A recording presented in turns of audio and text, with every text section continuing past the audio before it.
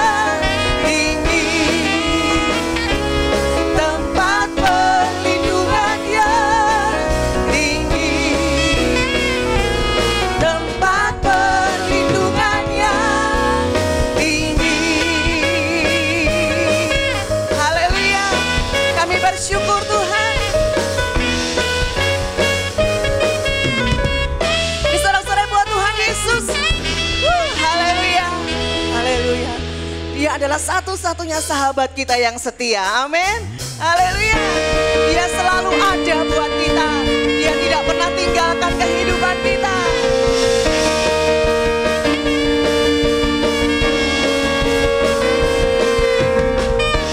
Hidup yang kupilih membuatku berarti, karena Yesus Tuhan tempatku percaya dan berharap.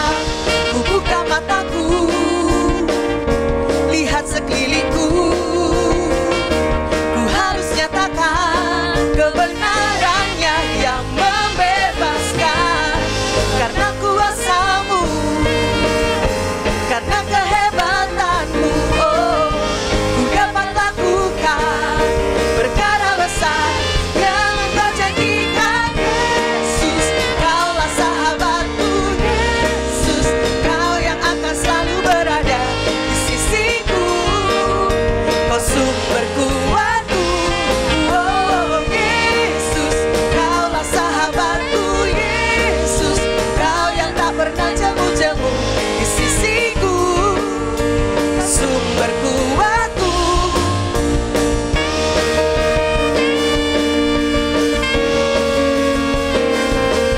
Mari katakan, hidup yang kupilih membuatku berarti, karena Yesus Tuhan tempatku percaya dan berharap.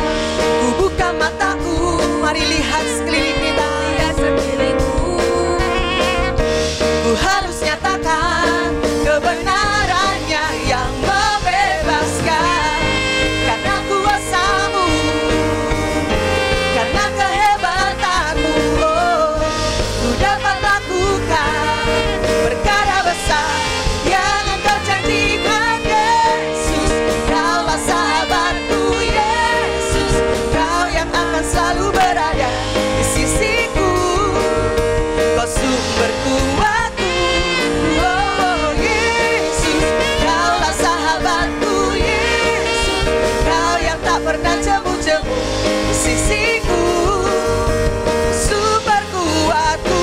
Katakan Yesus. Yesus, Kaulah sahabatku. Yesus, Kau yang akan selalu berada di sisiku. Kau sumber kuatku. Oh Yesus, Kaulah sahabatku. Yesus, Kau yang tak pernah jemu-jemu di sisiku. Sumber kuatku. Kau sahabatku, berada di sisiku. Kau sahabatku selama-lamanya. Kau sahabatku, berada di sisiku selama-lamanya. Yesus, Kaulah sahabatku. Yesus, Kau yang akan selalu berada di sisiku.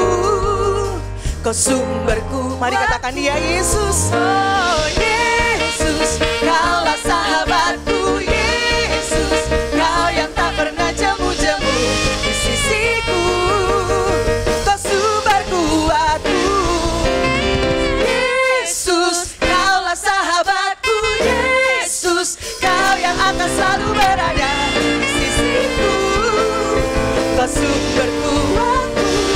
Oh Yesus, Kaulah sahabatku. Yesus, Kau yang tak pernah jemu-jemu di sisiku.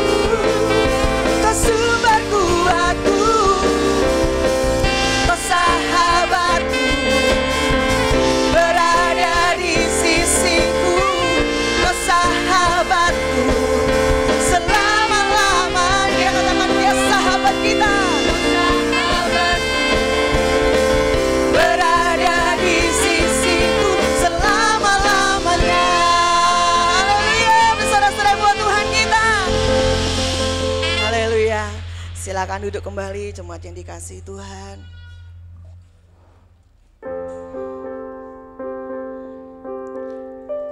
Karena Dia sahabat kita, maka kita mau datang dengan hati yang penuh kerinduan kepada Tuhan yang selalu ada buat setiap kita. Bukan karena apa yang kita butuhkan, tapi karena kita sungguh-sungguh mengasihi Tuhan.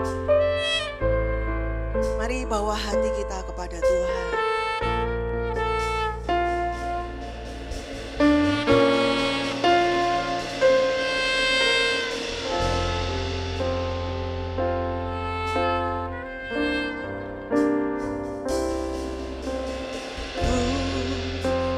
Mencari wajah-Mu, Yesus kekasihku, bukan karena apa yang Kau buat, tapi karena cinta-Mu.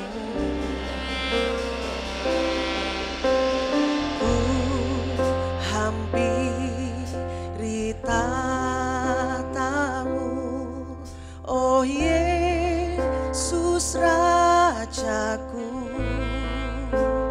bukan karena kebutuhanku, tapi karena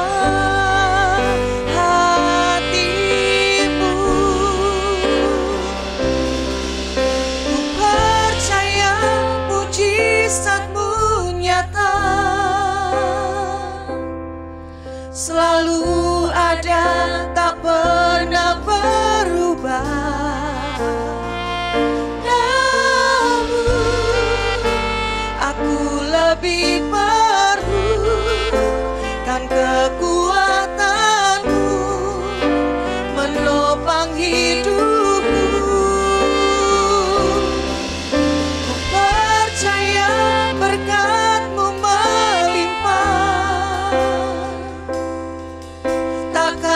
pernah kekurangan aku.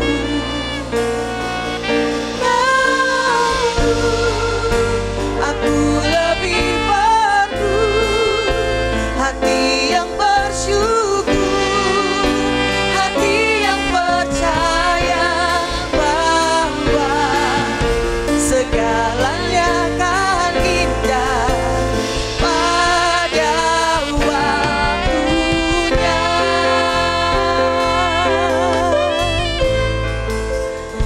Ini kami Tuhan, mengasihi-Mu Tuhan.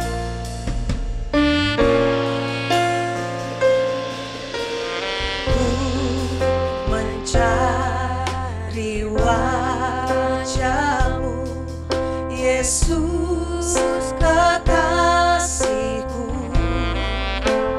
bukan karena apa yang Kau buat, tapi karena cinta-Mu. Ku hampiri tatamu, oh Yesus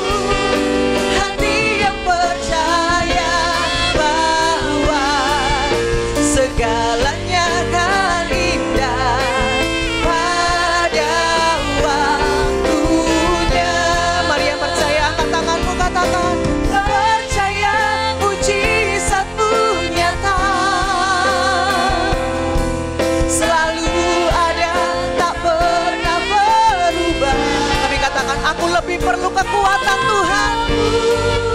Kekuatan-Mu yang menopang kehidupanku Tuhan. Kekuatan-Mu menopang hidupku. Percaya berkat-Mu melimpah. Takkan pernah kekurangan aku. Namun aku lebih perlu hati yang selalu bersyukur kepada Tuhan. Hati yang bersyukur, hati yang percaya bahwa segalanya akan indah pada waktunya.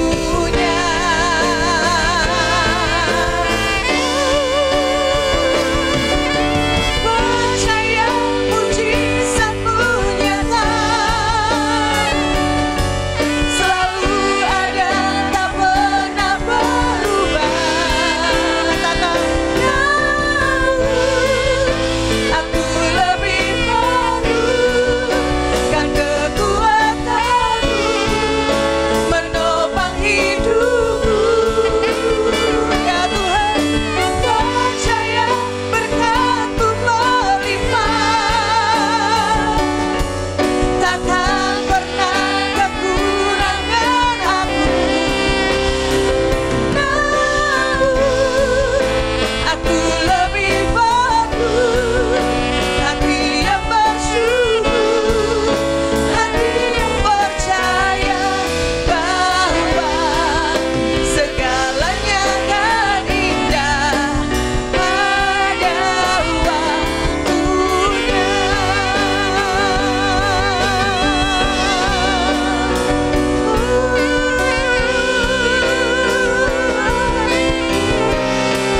Ku bersyukur, ku bersyukur, ku bersyukur Tuhan. Ku bersyukur, Engkau baik Tuhan, Engkau sungguh baik, Engkau sangat baik. Kami bersyukur, sungguh kami bersyukur Tuhan. Haleluya, haleluya, haleluya, haleluya.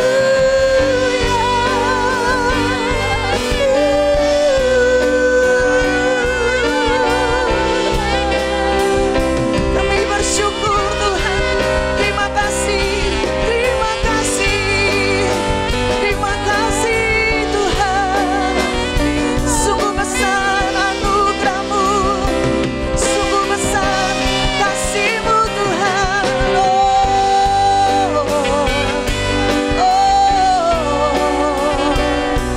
Haleluya.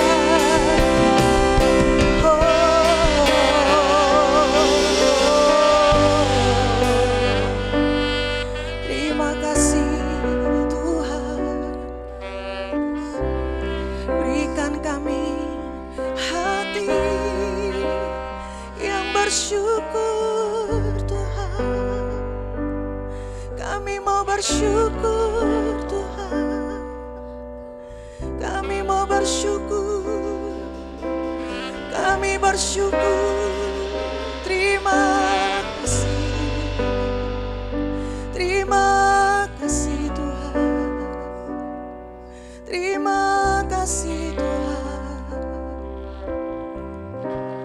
Mari kita ambil waktu sejenak untuk bersyukur kepada Tuhan. Sekalipun mungkin mujizatnya belum terjadi, sekalipun mungkin jawaban doa kita belum kita lihat. Mari pagi hari ini kita mau datang. Aku lebih perlu hati yang bersyukur Tuhan. Aku mau bersyukur Tuhan. Aku mau bersyukur karena aku punya Tuhan Yesus. Karena aku punya Tuhan. Karena aku punya pribadi yang sangat mengasihiku. Terima kasih Tuhan. Mari jemaat Tuhan bersyukur. Mari Mari bersyukur dari mulut kita. Mari naikkan ucapan syukurmu. Mari katakan terima kasih Tuhan. Mari katakan terima kasih Tuhan. Mari nyatakan syukurmu. Mari nyatakan syukurmu. Katakan terima kasih. Sungguh aku berterima kasih padamu Tuhan. Sungguh aku bersyukur Tuhan. Sungguh aku berterima kasih Tuhan Yesus. Terima kasih Tuhan. Terima kasih Tuhan. Terima kasih Tuhan. Terima kasih Tuhan. Terima kasih. Bersyukur buat segala yang terjadi dalam hidupku. Ku bersyukur buat semua yang kau percayakan dalam hidupku sampai hari ini. Terima kasih Tuhan.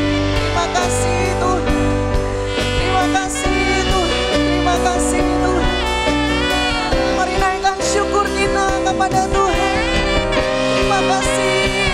Terima kasih Tuhan. Terima kasih Tuhan. Sungguh Kau yang terbaik dalam hidup kami. Sungguh Kau yang terbaik Tuhan. Tidak ada yang lain. Hati kami limpah dengan ucapan syukur.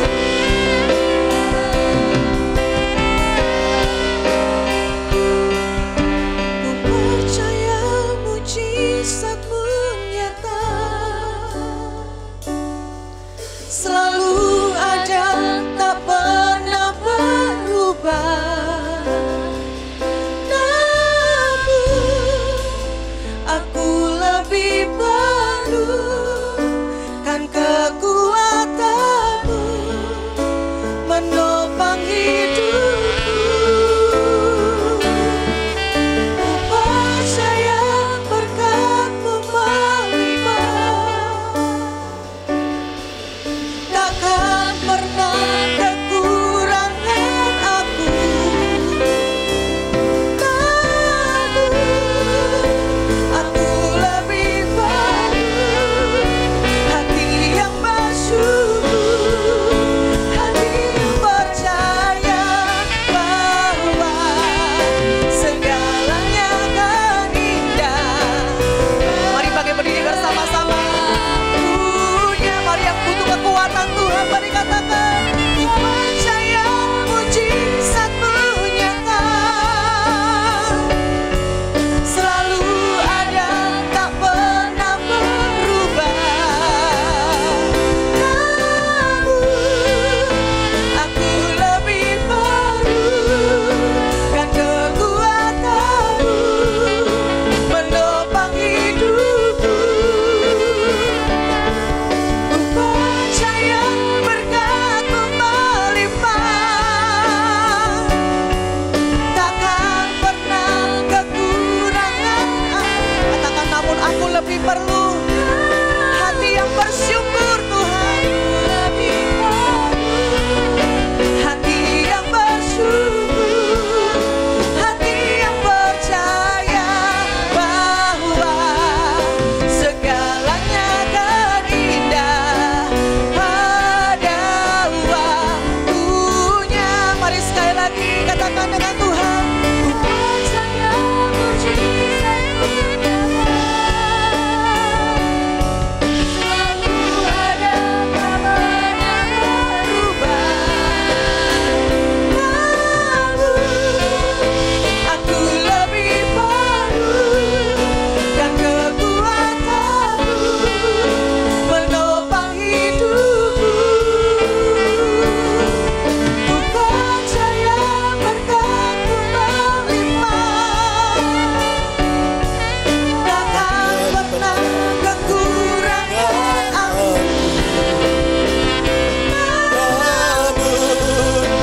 Aku lebih perlu hati yang bersyukur, hati yang percaya bahwa segalanya akan indah pada waktunya. Kami tahu bahwa Tuhan mengenal setiap milik kepunyaannya. Kau kenal setiap kami. Engkau tahu kebutuhan kami. Engkau tahu pergumulan-pergumulan kami.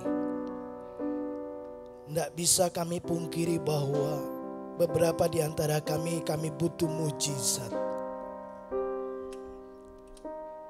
Tapi lebih daripada itu kami mau berkata kepada Tuhan, beri kami kekuatan untuk terus percaya kepadamu. Kami percaya bahwa Tuhan memelihara kami. Tapi lebih dari semua itu, beri kepada kami hati yang bisa bersyukur dalam segala hal. Yang kami minta hari ini Tuhan, beri kami hati yang tetap percaya bahwa Engkau baik bagi kami. Ini waktunya kami mau duduk dengan tenang, dengan hati yang terbuka, menghormati hadirat-Mu, kehadiran-Mu di tengah-tengah kami. Dan kami mau terima firman yang memerdekakan kami. Bicara kepada kami Bapa, karena kami sudah siap terima firman-Mu di dalam dan demi nama Yesus Kristus. Setiap kita yang siap terima firman Tuhan, mari sama-sama katakan amin. Haleluya. Silakan duduk Bapak Ibu Saudara, Shalom. Buat Bapak Ibu Saudara yang ibadah onsite di gereja dan yang juga ibadah di rumah. Ya, Bapak Ibu, ada satu pesan yang kuat yang Tuhan taruh di hati saya waktu kita sama-sama memuji Tuhan, menyembah Tuhan. Dengar ini baik-baik. Tuhan sebagai Bapa yang baik, Dia sangat-sangat mengasihi Bapak Ibu Saudara.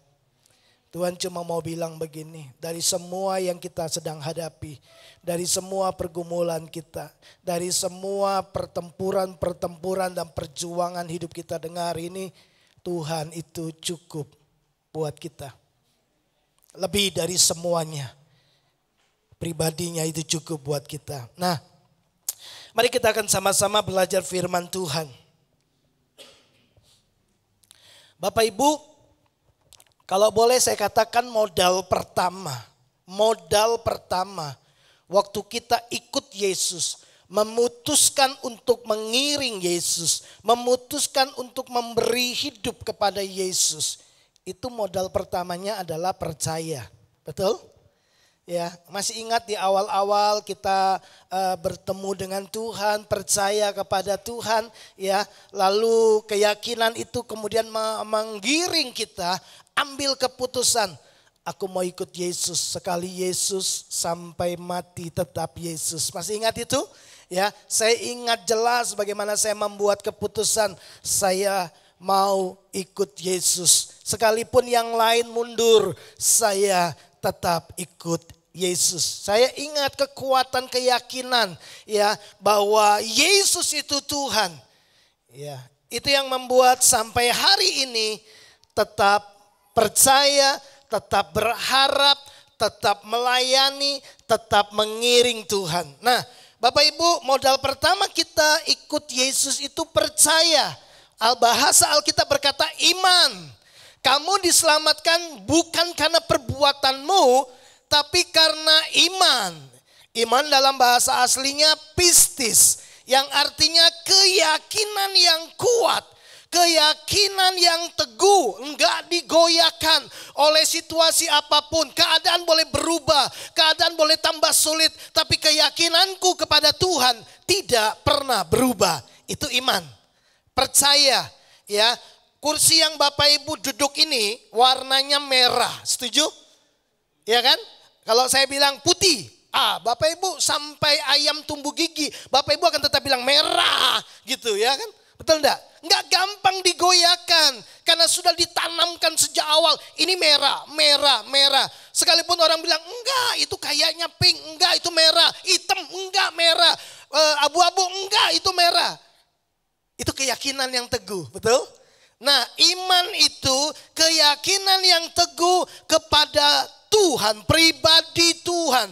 bahwa Tuhan itu ada, Tuhan mengasihi saya, Tuhan mati buat saya. Itu keyakinan kita, nggak boleh digoyahkan. Masalah boleh semakin memburuk, tapi keyakinanku bahwa Tuhan baik, Tuhan setia, itu nggak akan goyah. Ya, keyakinan yang teguh kepada pribadi Tuhan, keyakinan yang teguh kepada perkataan Tuhan. Apapun yang Tuhan firmankan, aku percaya bahwa semuanya itu demi kebaikanku. Apakah kita sampai pada level keyakinan yang seperti itu? Bahwa semua firman Tuhan itu adalah perkataan Allah yang hidup. Bahwa itu semuanya kalau dikerjakan demi kebaikan kita. Nah, Bapak Ibu, itu awal.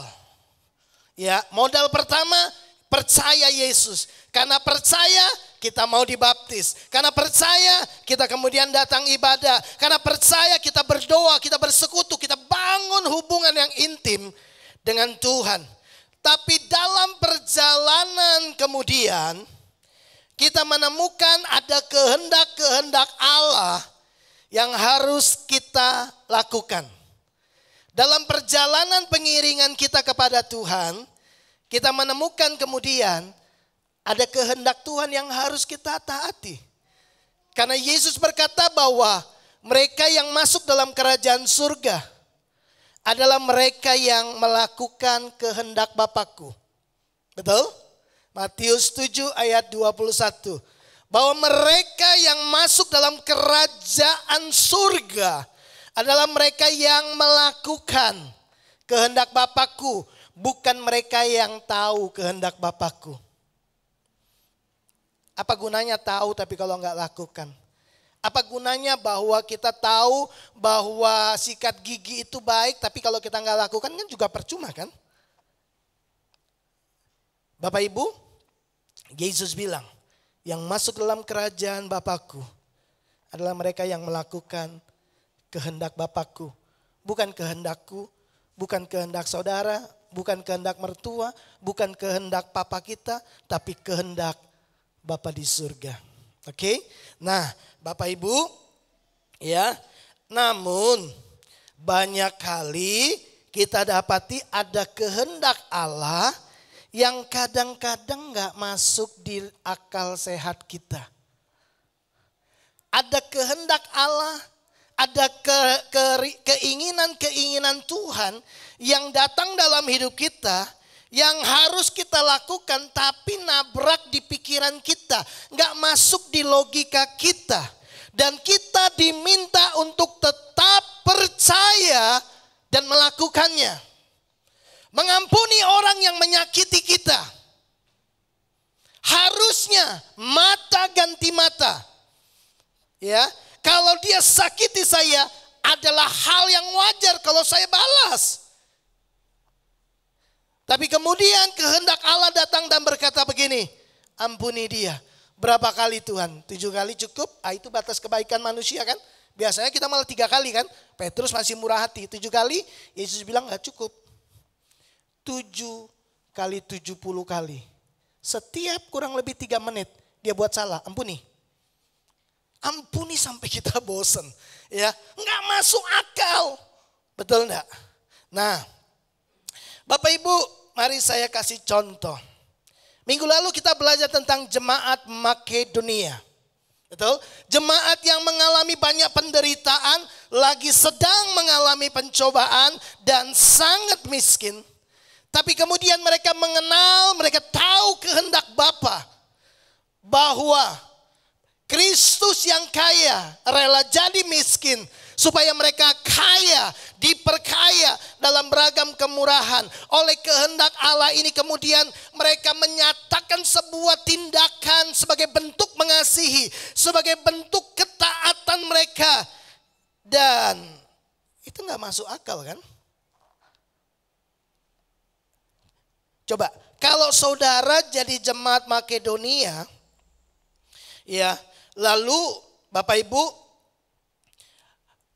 keadaan kita berat, banyak masalah, kita miskin, bukan hanya miskin, sangat miskin, ya. Lalu kemudian ada dorongan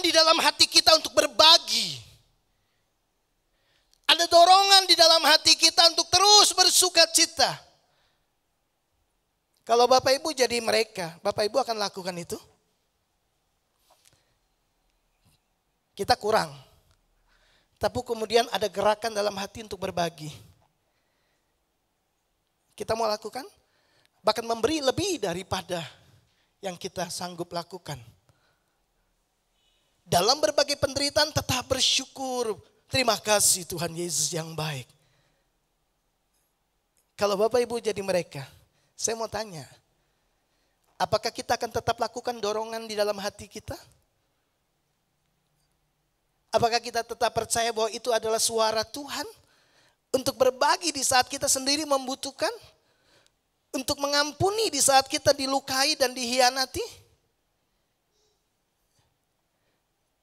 Untuk tetap melayani di saat orang lain memilih untuk mundur?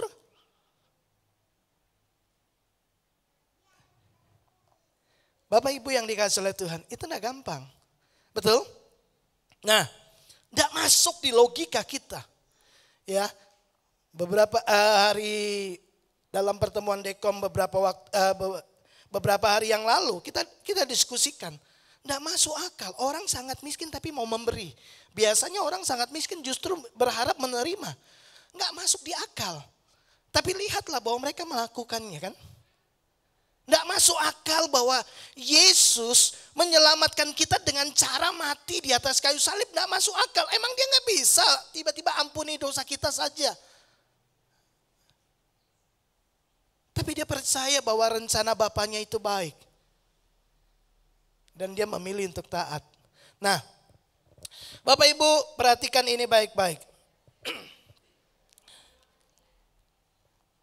Kegagalan untuk mempercayai atau kegagalan kepercayaan dan ketaatan kita terhadap firman Allah seringkali terjadi karena kita memaksakan hal itu harus bisa diterima oleh akal sehat kita.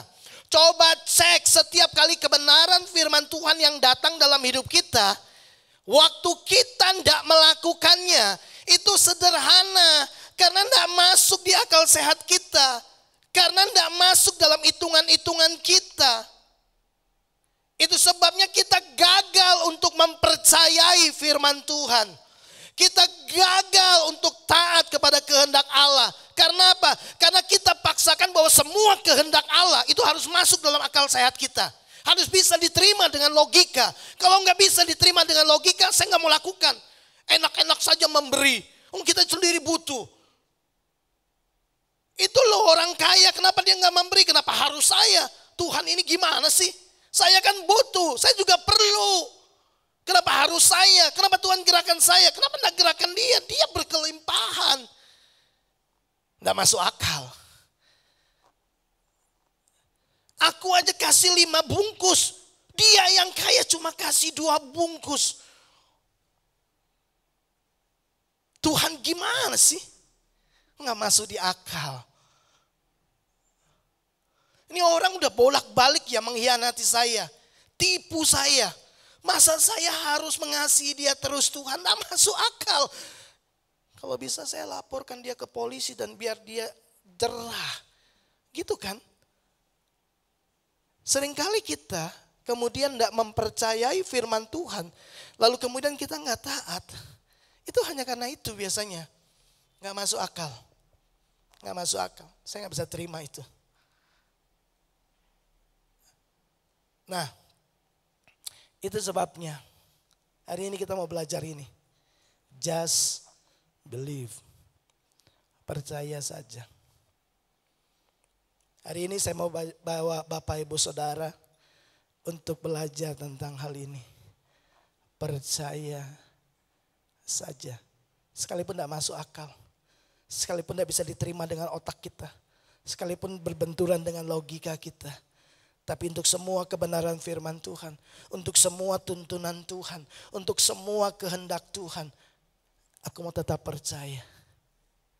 Saya tidak bilang bahwa kemudian kita percaya buta. Enggak Bapak Ibu. Nanti kita akan belajar. Dasar kita percaya itu apa. Kita akan tahu.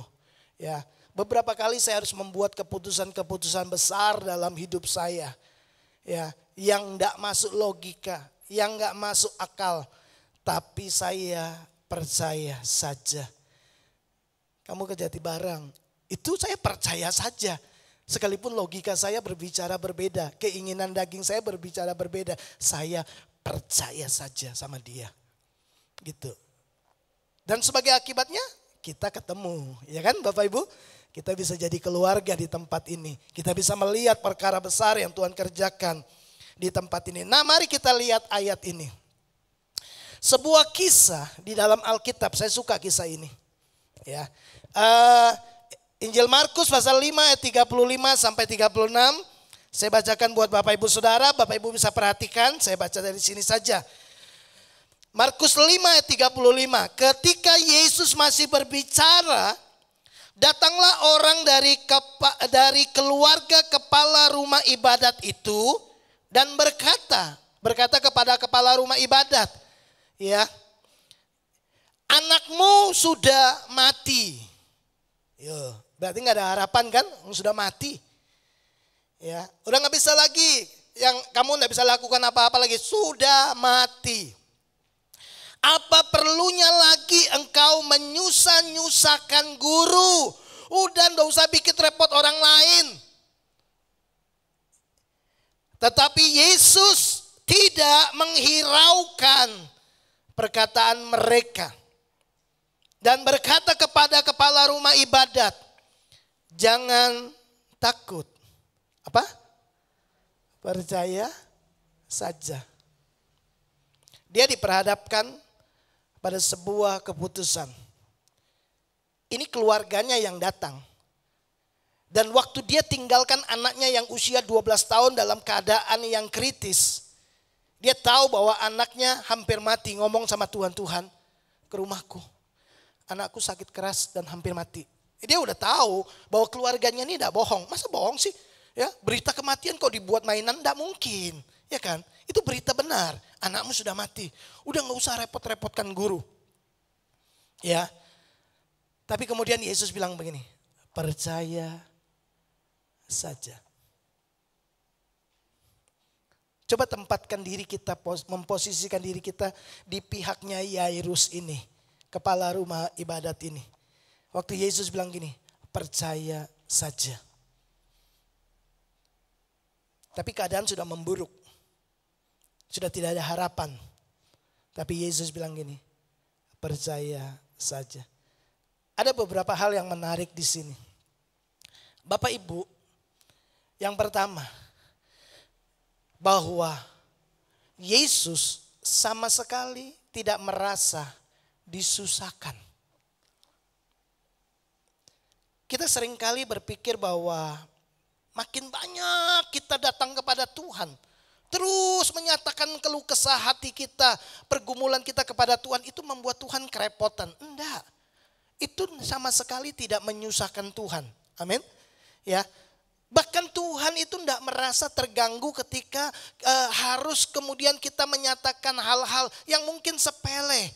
Tapi Tuhan tetap senang waktu kita datang kepada Dia. Tuhan tidak terganggu. Ya. Lalu kemudian juga Tuhan tidak langsung panik. Lalu berkata gini, ya ampun gimana ini kok sudah mati ya. Mestinya tadi aku tidak usah ladenin ini perempuan 12 tahun yang pendarahan. Mestinya aku biarkan saja. Kenapa aku urus dia? Kenapa aku cari tahu? Kenapa aku tidak dari tadi berangkat? Kalau aku dari tadi berangkat kan aku bisa ketemu. Aku tumpang tangan dan dia sembuh. Yesus tidak panik ketika keadaan berubah menjadi lebih buruk. Betul? Yesus tidak kehilangan cara bagaimana menolong kita waktu keadaan kita semakin runyam. Dia tetap Tuhan. Dia tetap pegang kendali. Setuju Bapak Ibu? Ya, amin? Ya. Yesus tidak jadi panik. Lalu menyesali semua yang dia lakukan tadi. Yairus juga tidak bilang gini, guru gimana sih? Mestinya tadi gak usah diurus, coba kalau langsung ke rumah kan masih ada kesempatan, masih ada harapan. Yairus tidak menyalahkan Tuhan karena perjalanannya terkendala. Ya, Karena kemudian dia masuk dalam antrian yang kedua, padahal dia masuk yang pertama, lalu kemudian dijadikan antrian kedua untuk ditolong. Dia tidak menggerutu. Waktu Yesus berkata, percaya saja. Dia memutuskan untuk percaya saja. Mari kita lihat sebuah kisah yang kedua. Di dalam Injil Yohanes pasal yang kelima, ayat yang ke-6 sampai dengan ayat yang ke-8, saya percaya Bapak Ibu juga sudah tahu kisah ini. Saya bacakan buat Bapak Ibu Saudara. Ketika Yesus melihat orang itu berbaring di situ, dan karena Yesus tahu bahwa ia telah lama dalam keadaan itu, berkatalah ia kepadanya, maukah engkau sembuh? Ini pertanyaan yang menurut saya enggak tahu ini bisa dianggap oleh orang itu ngeledek atau mungkin pertanyaan yang bisa menyinggung dia dong. Loh, aku ada di sini kan karena aku mau sembuh. Aku lagi nunggu kolam goncang. Lalu kemudian aku mau masuk situ. Ngapain aku di sini 38 tahun? Aku ada di sini nih, aku mau sembuh. Nggak usah ditanya, ya kan gitu. Dia nggak marah. Coba kalau dia marah, ceritanya berubah. Dan nggak usah banyak tanya. Nggak ngerti, aku 38 tahun di sini mau sembuh. Mending kamu duduk di sini, tunggu. Nanti kalau ada air goncang, angkat aku ke sana. Bisa saja kan? 38 tahun menderita. Terus ditanya kayak gitu. Padahal itu harapannya. Masih ditanya. Marah dong. Harusnya marah kan? Marah. Udah jelas ini kelaparan. Mau makan?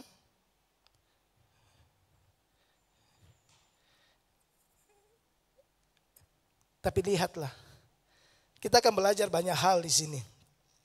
Jawab orang sakit itu kepadanya, Tuhan, tidak ada orang yang menurunkan aku ke dalam kolam itu apabila airnya mulai goncang. Dan sementara aku menuju ke kolam itu, orang lain sudah turun mendahului aku. Jadi yang dia harapkan apa? Ada orang yang bantu dia. Dia berharap pertolongan ada orang yang baik hati. Yang angkat dia, kemudian masukkan dia ke dalam kolam. Tapi harus yang pertama. Dan selama 38 tahun, tidak ada orang yang angkat dia. Di awal mungkin ada, tapi kalah cepat sama si timpang. Ya kan? Karena yang kumpul di situ buta, lumpuh, timpang. Nah, yang punya kans paling peluang paling besar untuk masuk ke dalam kolam, ya timpang, betul enggak? Nah kalau buta kan, lagi ngobrol-ngobrol nggak tahu arah kan, airnya goncang terus lari nabrak tiang gitu kan. Nah si lumpuh, jelas nggak bisa jalan, ya ngesot, ya, si timpang walaupun gini kan, tapi lebih cepat masuk. Jadi kalah terus.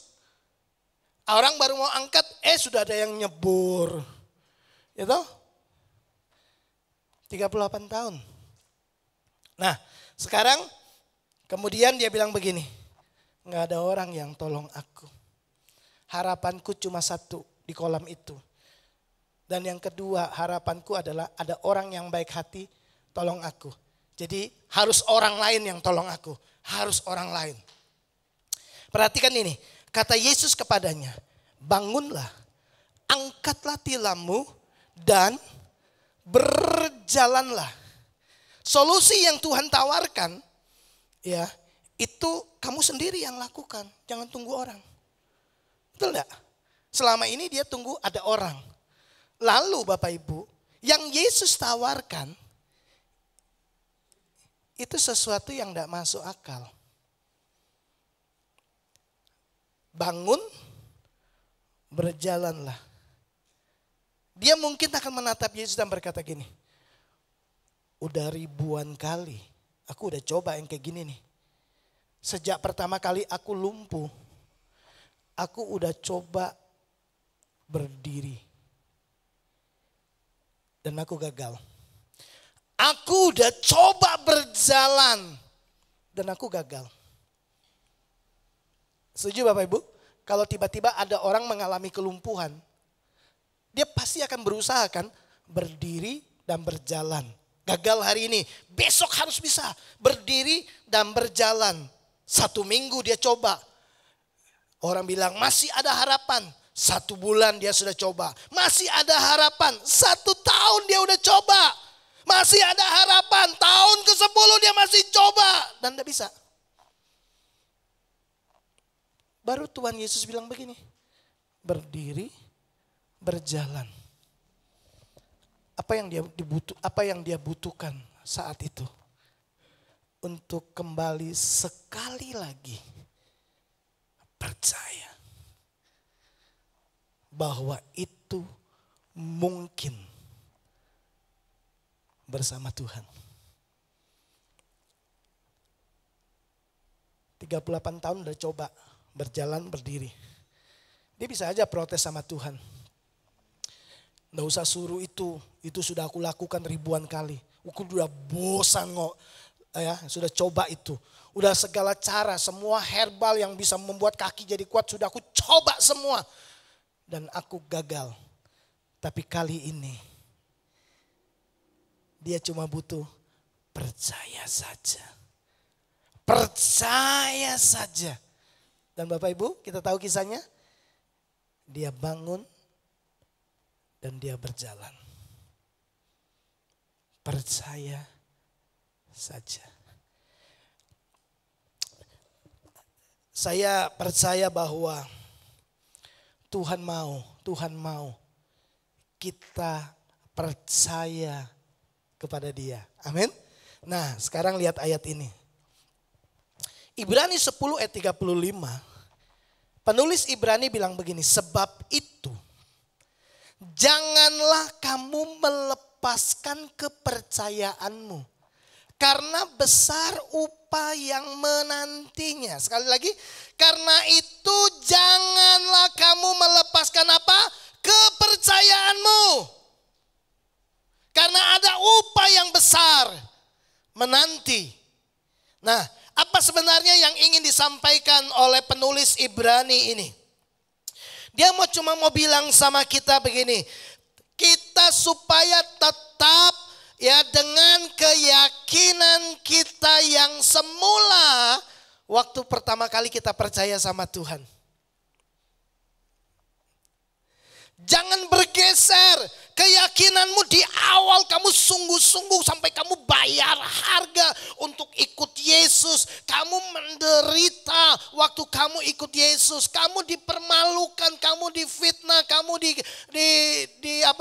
dikata-katai mungkin sama orang gitu ya.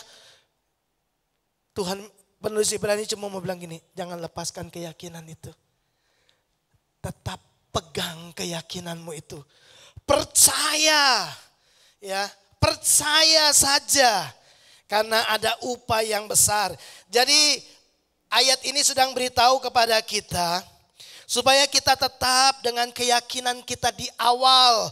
Waktu kita ikut Yesus, kita tetap tinggal dalam iman kita. Kita terus percaya, kita terus berharap, kita terus melakukan hal-hal yang benar. Maka kebaikan, pertolongan, pemeliharaan, kemurahan Tuhan, janji-janji Tuhan itu akan menjadi upah kita. Ya, percayalah Bapak Ibu. Nah kan saya cuma ngomong percayalah. Kenapa? Saya ngalami itu. Setiap kali saya merasa lelah. Saya merasa sepertinya hampir sudah kecapean gitu ya. Bisa jadi mungkin putus asa, kehilangan pengharapan. Selalu yang saya ingat ketika pertama kali saya memutuskan, aku dapat Yesus, aku dapat semuanya.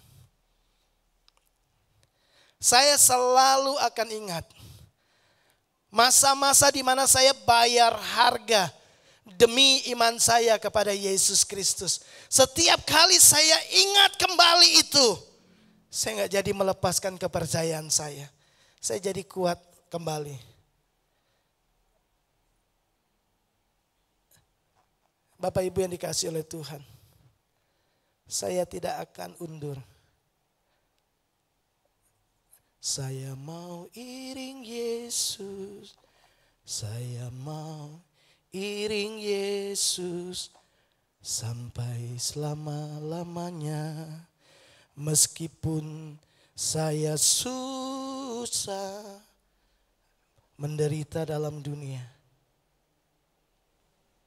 saya tetap akan iring Tuhan. Saya tidak akan ingkar. Saya tidak akan undur. Lagu-lagu seperti itu selalu kemudian muncul di dalam hati saya. Lagu-lagu di awal-awal saya ikut Yesus dan bayar harga. Itu lagu-lagu yang selalu kasih kekuatan baru buat saya. Nah, Bapak Ibu, jangan lepaskan keyakinanmu. Jangan lepaskan kepercayaanmu. Kenapa? Karena ada upah yang besar. Ya, sebab Tuhan itu setia. Dia tidak akan menahan kebaikan bagi orang-orang yang hidupnya sungguh-sungguh kepada Dia. Bapak Ibu, coba kita khususnya ibu-ibu. Ya, waktu mengandung bulan pertama masih oke lah, jalan masih santai gitu ya. Bulan kedua, bulan ketiga, makin lama makin besar kan ini perut. Bulan ke-9 makin berat. Setuju nggak? Ya, udah harus dipakai bantu tangan jalan ini. Saya lihat sebuah TikTok orang Mandarin kayaknya. Dia ingin bisa menyelami apa yang dialami istrinya. Maka dia buat itu bulatan, dia ikat itu. Ya, dia membayangkan dia hamil. Ya, untuk bisa merasakan apa yang dirasakan istrinya. Jadi ada buntelan berat begini, ya, dibikin gini, terus diikat. Nah, kemudian dia mulai jalani hari-harinya dengan beban seperti ini. Ya, jalan gak enak gitu. Begitu ambil ada sendok jatuh, mau ambil, nggak bisa. Ganjel kan. Harus gini. Aduh susah banget, dia bilang aduh susah sekali. Nah sudah jongkok begini nggak bisa berdiri. Istrinya mesti bantu tuh kan. Nggak gampang kan. Gitu kan. Kalau masih kecil kayak saya begini, masih kayak 3 bulan, 4 bulan gini masih ringan. Ya, coba kalau sudah 9 bulan, gitu ya. Kemudian waktu dia baring di tempat tidur, lalu dia mau bangun, enggak bisa bangun. Ya enggak ngerti sih, mau bangunnya kan biasa kan kalau gini, gini kan, lo terganjel. Jadi istrinya bilang gini, bangun tuh dari samping pelan-pelan. Gitu. Lalu dia bilang gini, istriku memang susah ya mengandung itu. Ya, ibu-ibu setuju ya, mengandung itu susah. Makin dekat kelahiran, makin banyak bebannya. Rasa sakitnya makin bertambah, betul? Enggak leluasa bergerak. Nah, waktu saya mikirkan itu, tambah bulan, tambah bebannya tambah berat. Geraknya masih enggak enak, tidur enggak nyaman. Ya banyak hal yang membuat enggak nyaman. Saya kemudian pikir gini, sebenarnya prinsip kehidupan itu, prinsip kehidupan sehari-hari itu ya mirip-mirip kayak begitu. Ya, coba lihat ini. Tantangan terberat selalu datang tepat sebelum pencapaian keberhasilan. Ya, bulan pertama sebelum melahirkan enteng. Bulan kedua enteng. Semakin dekat proses kelahiran, waduh, ya kan? Apalagi kalau sudah kontraksi. Wah, ada kontraksi palsu juga kan? Gitu. Wah, gitu kan? Saya belum pernah dengar ada orang mau melahirkan terus ketawa-ketawa. Geli, enggak ada. Menjerit, sakit, ya. Betul ya? Semakin mendekati kelahiran, sakitnya makin, jaraknya makin, kontraksinya makin cepat kan? Setuju ya ibu-ibu? Karena itu yang saya lihat di istri saya. Ya. Semakin mau melahirkan, mau proses kelahiran, kontraksinya makin cepat kan? Rasa sakitnya itu kan makin cepat, betul ya? Kalau betul boleh yang ibu-ibu yang sudah pernah melahirkan, boleh angkat tangan kalau betul. Betul nggak ibu-ibu? Supaya bapak-bapaknya tahu, nggak enak. Gitu. Dan itu rasa sakit semakin berat, semakin sakit justru menjelang bayi itu keluar. Sama waktu kita naik ke puncak bukit, mau naik gunung, ya. Waktu pertama, wah lari, naik gunung, lari semangat gitu. Baru pertengahan, makin ketinggian, makin mau sampai puncak, makin berat. Sebentar. Gitu kan, setuju ya? Betul ya? Makin berat kan? Tapi keberhasilan sudah di depan mata. Kelahiran sudah di depan mata. Prosesnya selalu begitu Bapak Ibu. Ya. Waktu kita kuliah, mau lulus, wah tantangannya makin berat, bikin skripsi. Itu banyak yang mandek. Ya, banyak yang kemudian maju mundur. Betul? Justru mendekati itu makin deg-degan. Mau ujian tambah deg-degan. Prinsipnya sama Bapak Ibu. Ya, saya ingin mengajak kita bahwa sebelum kita naik sampai pada level-level baru dari kebaikan, kemurahan Tuhan, pertolongan Tuhan. Jangan heran kemudian kalau kita lihat kemudian segala sesuatu sepertinya sedang berlawanan dengan kita. Sepertinya sedang membuat kita menjadi putus asa. Ya, keadaan justru sepertinya berbalik. Ya, sedang memberitahukan kepada kita udah nyerah saja, enggak mungkin berubah, enggak mungkin. Maka Tuhan akan datang kepada kita dan berkata gini, percaya saja.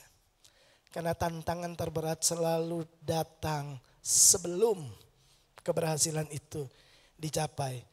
Kenapa? Karena keadaan selalu paling gelap sebelum pagi. Setuju Bapak Ibu? Keadaan selalu paling gelap sebelum pagi. Ya, ingatlah ini baik-baik. Kesulitanmu, pergumulanmu, masalahmu, kegagalanmu itu tidak permanen. Tidak selama-lamanya. Kita masuk dalam terowongan yang gelap. Percayalah, di ujung sana kita akan lihat cahaya. Sepanjang malam dalam kegelapan sepertinya gak ada harapan. Percayalah, pagi pasti menjelang. Pasti fajar, pasti menyingsing. Tidak selama-lamanya Tuhan membiarkan orang-orang benar itu dalam keadaan tertindas. Alkitab bilang begitu. Tidak selama-lamanya. Pertolongan pasti datang. Bagian kita apa? Tetap percaya. Jangan lepaskan kepercayaanmu. Nah Bapak Ibu, saya ingat di dalam sebuah kisah di Alkitab dalam Injil Lukas pasal 2. Ada kisah tentang seorang anak Tuhan yang namanya Simeon. Ya, Simeon ini orang yang saleh, takut Tuhan. Satu kali kemudian Roh Kudus bilang begini sama Simeon. Simeon, kamu tidak akan mati sampai kamu melihat Mesias. Kamu tidak akan mati sampai kamu melihat Mesias. Jadi dia tahu bahwa dia tidak akan mati. Dia akan melihat Mesias. Dia tidak mengerti, tapi dia mengizinkan janji Tuhan itu tertanam kuat di dalam hatinya. Dia tidak kasih tahu siapa-siapa tentang pesan itu. Ini hanya antara aku dengan Tuhan. Beberapa komentator Alkitab menyelidiki. Mereka memperkirakan bahwa Simeon menunggu penggenapan janji itu 20 tahun lamanya. Berapa? 20 tahun lamanya. Saya bisa bayangkan dia tambah tua. Kalau dia terima janji itu umur 50, berarti 70 tahun baru dia lihat penggenapannya. Kalau dia terima usia 40, berarti 60 tahun. Berarti dia bertambah tua. Betul? Ya. Nah, semakin bertambahnya tahun, makin bertambahnya usia. Tentu Bapak Ibu kalau kita jadi dia, Kita juga mungkin bisa tergoda loh untuk berpikir gini, jangan-jangan aku salah dengar ya. Ini enggak mungkin terjadi ya. Kenapa? Udah lewat 1 tahun, udah lewat 2 tahun, 3 tahun, udah 5 tahun, 5 tahun. Masih mau tetap menunggu? Masih mau tetap percaya? 10 tahun. Masih mau tetap percaya? 15 tahun. Masih tetap percaya? Tergoda enggak untuk meragukannya? Tergoda enggak untuk melepaskan ya janji itu? Tergoda enggak untuk tidak lagi menunggu? Sangat banyak godaannya. Bapak Ibu, saya baca kisah ini luar biasa. Simeon, dia membuang semua pikiran-pikiran negatif itu. Dia percaya waktunya akan tiba karena Tuhan setia. Amin. Janji itu ada di dalam hatiku. Aku tidak akan mati sebelum janji itu digenapi. Setiap kali dia bangun pagi, dia berharap hari ini aku bisa lihat Mesias. Dia percaya, dia tetap percaya. Dia percaya saja sama janji Tuhan. Dan dia terus menunggu 1 tahun, 2 tahun, 3 tahun. Dan memang Tuhan setia. 20 tahun kemudian dia lihat Mesias. Waktu dia lihat Mesias, dia angkat bayi Mesias itu, Yesus itu, dia berkata, Tuhan, aku sudah lihat Mesias. Sekarang aku sudah boleh pulang. Bapak Ibu, dia tetap percaya. 20 tahun. Beberapa hari lalu saya ke Tangerang. Kemudian mampir, sebelum pulang mampir makan di rumah makan Padang. Ketemu sama satu orang bapak, ternyata usianya itu seperti saya. Tahun ini masuk 51 tahun. Yang membuat beda adalah Bapak Ibu, dia baru punya anak 1. Mungkin usia sekitar 12 tahun gitu. Sekitar 10 tahun lah ya, 10 tahun. Tahu Bapak Ibu, 19 tahun dia menunggu kehadiran anak itu. Tahun pertama, tahun kedua teman saya bilang gini, Pak gak tergoda sekian tahun nunggu. Kan kalau agama seberang kan boleh menikah lagi gitu. Enggak tergoda? Enggak katanya. Saya tetap sama istri saya dan di usia ke-19 tahun.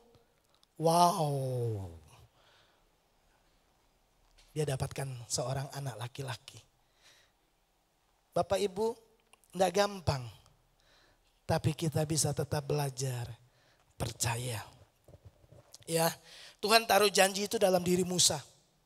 Lalu kemudian Musa melakukan sebuah kesalahan. Tuhan kasih janji, kamu akan bebaskan Israel. Dia buat kesalahan, lalu kemudian dia harus lari. 40 tahun dia lari. Dia berpikir sudah selesai 40 tahun. Apa gunanya dulu aku di rumah, di istana. Tapi Tuhan dengar ini baik-baik. Tuhan tidak pernah membunuh sebuah impian yang dia taruh di hati kita. Dia nggak pernah bunuh semua visi yang pernah dia berikan kepada kita. Dia setia. Kita mungkin melepaskannya. Kita mungkin meragukannya. Kita mungkin menundanya. Kita mungkin juga membuangnya. Tapi benih yang Tuhan taruh dalam diri kita itu tidak pernah mati. Yang kita perlukan percaya saja. Percayalah sekali lagi. 40 tahun kemudian, ketika Musa umur 80 tahun, Tuhan datang kepada Musa dan berkata, Musa, sekarang waktunya. Wow, kita mungkin banyak buat kesalahan. Kita mungkin menyia-nyiakan banyak kesempatan baik. Kita mungkin telah mengalami berbagai macam kegagalan dan kekalahan. Kabar baiknya buat Bapak Ibu Saudara adalah begini. Tuhan tidak pernah membuang saudara. Dia tidak pernah mendiskualifikasi saudara. Tuhan tidak pernah menghapus saudara dari hatinya. Dia tetap setia.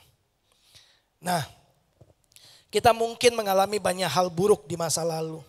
Tapi saudara belum melihat hal yang paling besar dalam hidup saudara. Kenapa? Percaya ini. Hari-hari terbaik kita bukan ada di belakang kita. Hari-hari terbaik kita itu ada di depan kita. Amin. Hari-hari terbaikmu bukan di belakang, di depan. Dan Tuhan ada di sana. Tuhan ada di sana. Sekarang Bapak Ibu, saya mendorong kita, tetaplah beriman. Jadilah orang yang berpengharapan. Di usia 80 tahun Musa melihat waktunya tiba.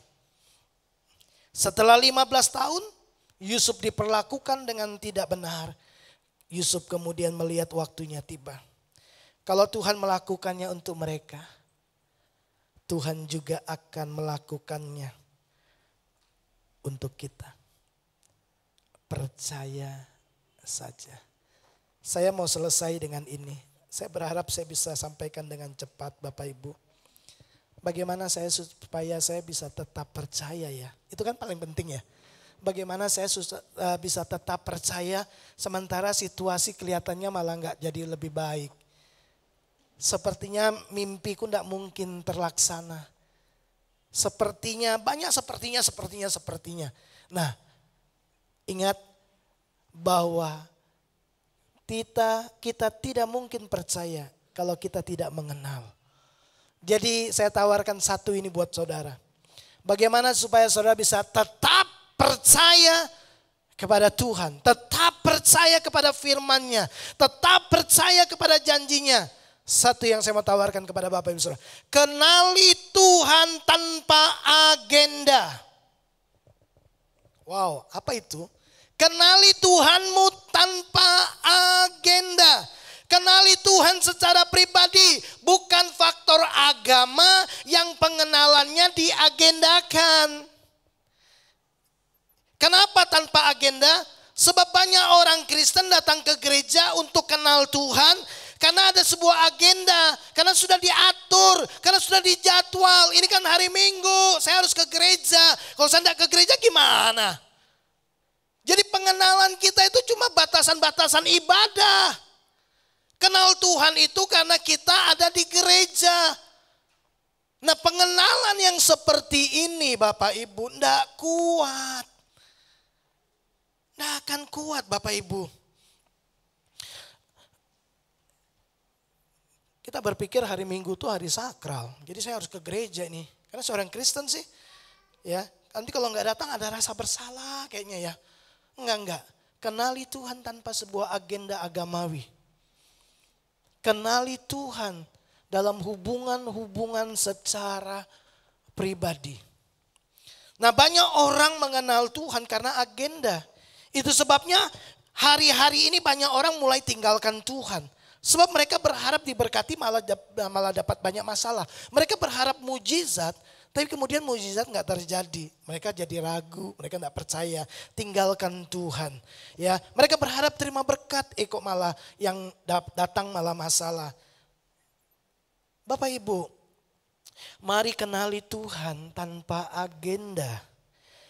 Karena kita rindu mengenal Dia yang telah lebih dulu mengenal kita. Karena kita rindu mengasihi Dia yang telah lebih dulu mengasihi kita. Ya, kita mengenal Dia karena pribadinya, bukan karena berkatnya, bukan karena pertolongannya, karena pribadinya yang telah mengasihi kita, yang telah memutuskan mencintai kita dengan kasih nyawa. Kenali Tuhan secara pribadi. Kalau kita kenal Tuhan karena agenda, saya khawatir kita akan gampang kecewa, kita gampang meninggalkan Tuhan. Ada banyak orang hari-hari ini dibesarkan di dalam gereja, tapi tidak dibesarkan di dalam Kristus. Coba renungkan ini baik-baik. Ada banyak kita bertumbuh sebagai orang Kristen di dalam gereja, tapi tidak bertumbuh di dalam Kristus. Tidak bertumbuh dalam pengenalan. Cuma tahu siapa gembalanya, cuma tahu jadwal ibadahnya, tahu siapa youth pastornya misalkan gitu. Kita tahu semua hal yang ada di dalam gereja. Tapi kita enggak kenal Tuhan. Kalau kita sering ke garasi mobil bukan berarti kita punya mobil kan? Kita sering ke gereja bukan berarti kita kenal Tuhan loh. Enggak jamin loh. Bapak Ibu. Ya, coba lihat Filipus. Filipus bilang begini, Tuhan, tunjukkan Bapa sama kami. Yesus bilang gini, Filipus, sudah berapa lama kamu itu ikut aku? Kok kamu masih tidak kenal? Jadi ternyata kebersamaan tidak menjamin pengenalan. Kumpul-kumpul kayak begini, belum tentu Bapak Ibu kenal siapa saya sebenarnya. Ya enggak? Kecuali kita punya hubungan yang dekat. Berinteraksi, ada komunikasi. Baru kita bisa mengenal Tuhan. Kalau kita mengenal Tuhan karena agenda. Saya orang Kristen, jadi saya harus ke gereja. Saya khawatir kita akan kalah di dalam pertandingan kehidupan kita. Itu tidak kuat. Ya, Bapak Ibu, kemudian apa yang harus kita lakukan?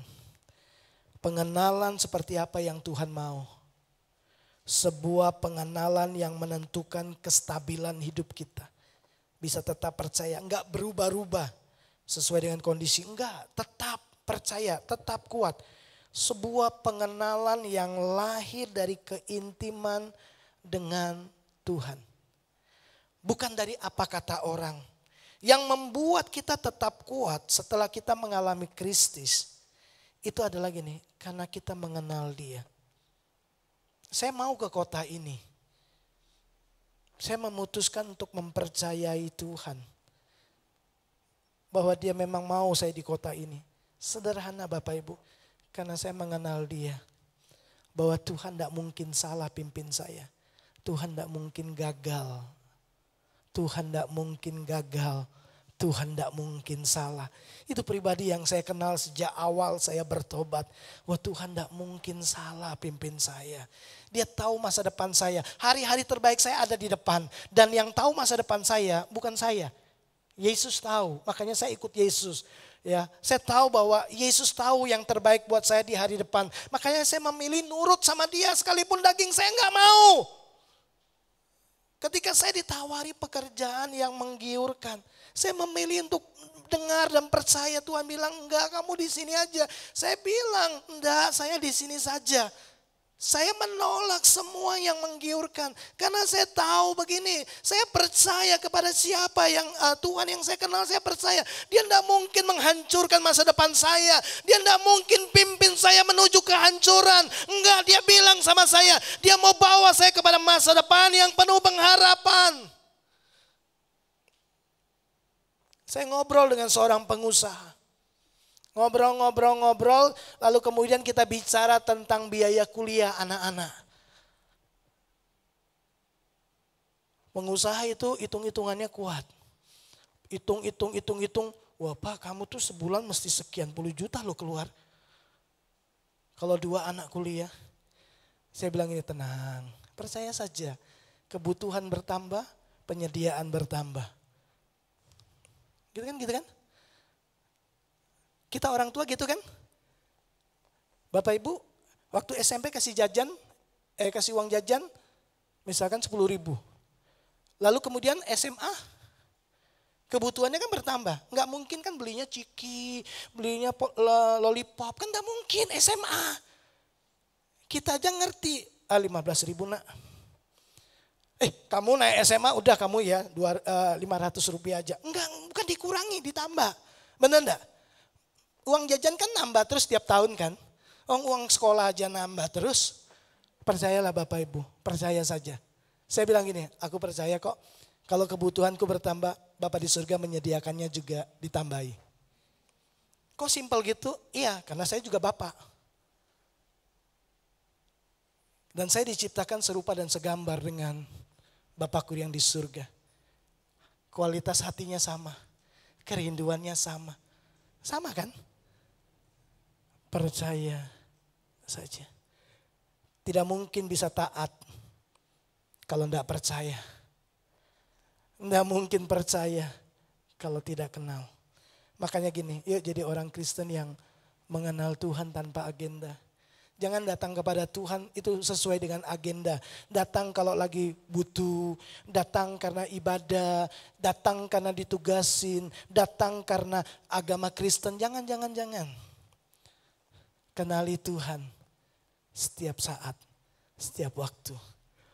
Kalau engkau kenal Tuhan, kau gampang untuk percaya kepada Dia. Bahkan waktu keadaan sulit, waktu Dia berkata, Jangan takut, percaya saja. Jangan takut, ini aku.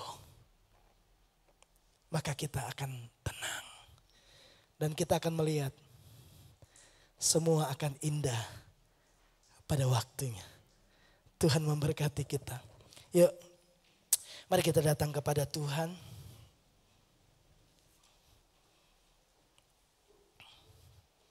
Saya nggak tahu apa pergumulan Bapak Ibu Saudara. Mari bangkit berdiri. Kita mau datang kepada pribadi yang setia itu.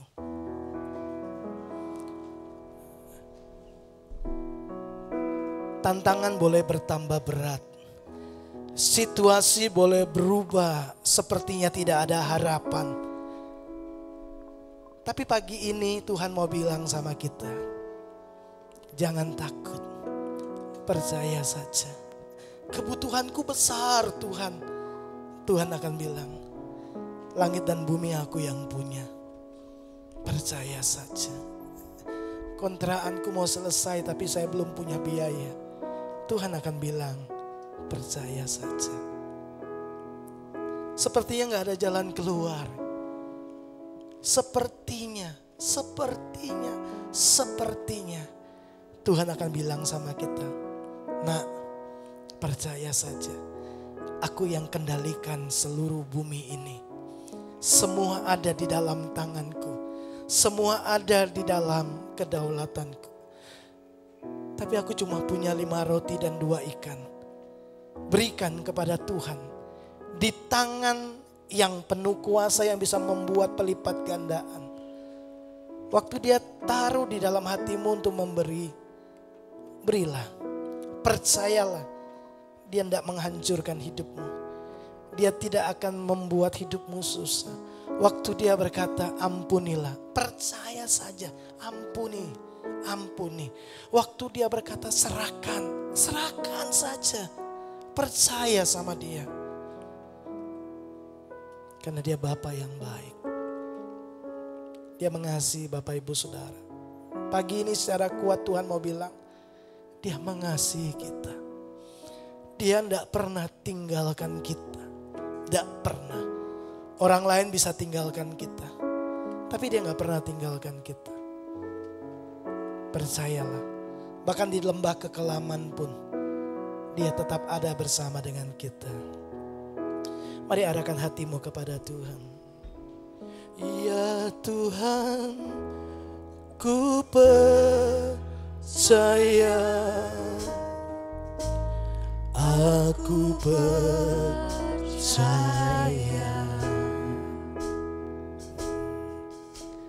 Lewati lembah air mata, aku percaya. Mari masing-masing datang kepada Tuhan dan katakan, firman-Mu ya dan amin. Katakan, Tuhan, aku percaya.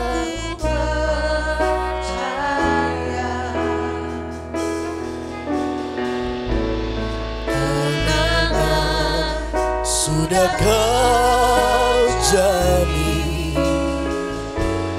Aku percaya. Kembali ya Tuhan. Ya Tuhan, ku percaya.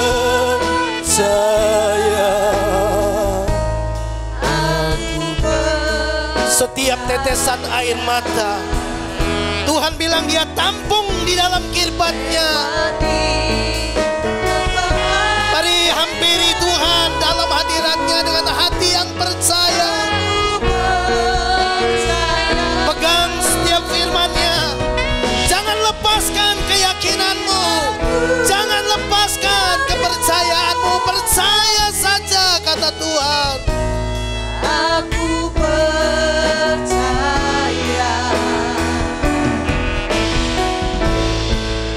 Kemenangan sudah Kau jamin. Aku percaya.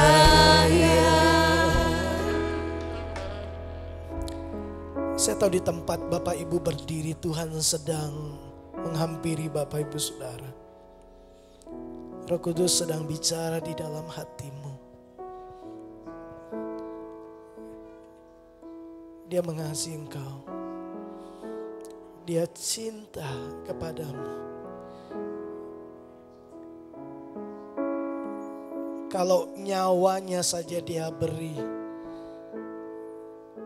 masa sih hanya masalah kebutuhan kita kemudian ragu tentang pemeliharaannya? Hanya karena penderitaan, lalu kita menjadi sulit untuk bersyukur. Hari ini Tuhan cuma mau bilang, jangan takut, percaya saja bahwa Dia sekali-kali tidak akan meninggalkan engkau. Dia sekali-kali tidak akan membiarkan engkau.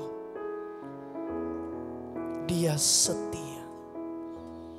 Dia akan pegang tanganmu dengan tangan kanannya yang penuh kemenangan. Dan Dia akan berkata, aku telah mengalahkan dunia. Akulah pemenangnya. Dia akan berkata kepada kita, aku akan membawa engkau kepada kehidupan yang berhasil. Masa depan yang penuh kemenangan. Bagianmu adalah percaya. Percaya saja. Ya, kegagalan sudah kita alami. Sepertinya kehidupan bergerak mundur. Seperti Dia menolong Musa. Seperti Dia melakukannya kepada Yusuf. Seperti Dia setia menggenapi janjinya kepada Simeon. Dia akan lakukan hal yang sama dalam hidupmu. Tidak ada satupun benih firman yang datang dalam hidupmu yang akan gugur. Semua itu akan terjadi. Jangan lepaskan kepercayaanmu. Sebab besar upah yang menantinya. Mari masing-masing berkata kepada Tuhan, aku mau percaya. Aku mau bersyukur sekali lagi, aku mau bersyukur.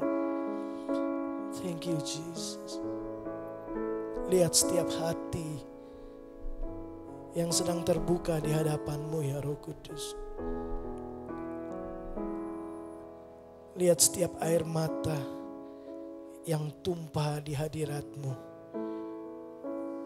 Itu semua Kau tampung dalam kirbat-Mu. Tidak ada yang sia-sia.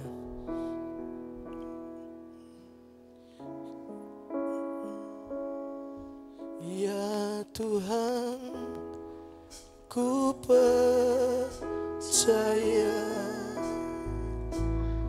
aku percaya. Lewati lembah air mata, lewati lembah air mata, kami akan tetap percaya bahwa semuanya itu baik. Semua akan indah pada waktunya. Kami percaya firman-Mu. Ya dan amin.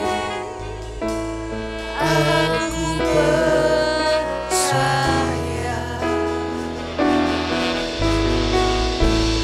Kemenangan sudah Kau janji. Mari angkat kedua tanganmu. Mari berserah dan katakan, aku percaya. Aku gak akan ragu lagi Tuhan. Aku gak akan lepaskan keyakinanku kepadamu. Aku percaya. Lewati lembah air mata, aku percaya.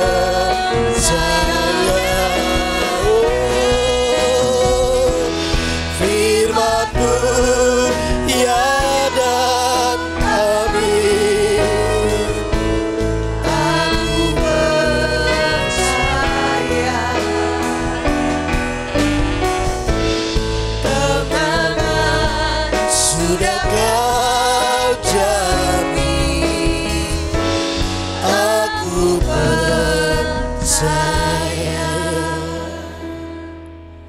Dengan sungguh hati kami mengikrarkan ini di hadapan Tuhan. Tambahkan iman kami Tuhan, supaya kami tetap percaya.